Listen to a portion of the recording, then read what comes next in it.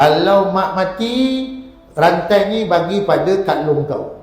Kalau mak mati, gelang ni bagi pada kak ngam kau. Kalau mak mati, cincin mak ni bagi pada kak cik kau. Kalau mak mati, mak punya rantai yang besar ni, macam rantai basikal, bagi pada yang bungsu. Mak buat wasiat pada masih hidup. Tuan-tuan, dia buat wasiat kepada siapa? Kepada anak-anak perempuan. Dan dia juga ada anak laki-laki.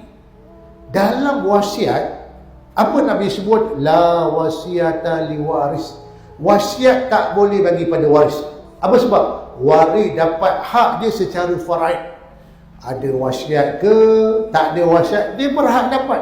Siapa waris yang dapat? Termasuk anak laki-laki dia pun berhak dapat. Tapi mak dah buat wasiat, wasiat tu tidak sah. Tak sah pada segi syarak. Jadi tuan-tuan, dalam harta-harta yang berbentuk barang kemas ni, banyak orang perempuan kaum ibu yang suka buat wasiat. Kalau mak mati, rantai ni bagi pada kak long kau. Kalau mak mati, gelang ni pada kak cik kau. Wasiat tu tak sah. Ya, kerana dia telah jadi harta pusaka. Bila jadi pusaka, maknanya menjadi hak waris.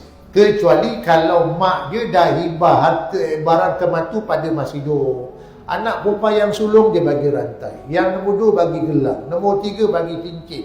Nombor 4 bagi yang tadi yang perongsang tu. Sah tak mau? Sah. Itu adalah hibah. Dia bagi masa bila? Dia bagi pada masa hidup. Maka bila mak dia mati, semua barang kemas yang dia dah bagi pada anak perempuan tidak lagi menjadi harta pusaka. Ya?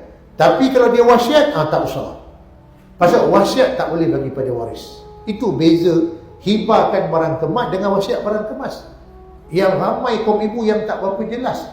Jadi bila dah belajar, kat situ kadang-kadang ada, tak boleh wasiat kepada waris, tapi hibah boleh. Ya, hibah boleh, wasiat tak boleh.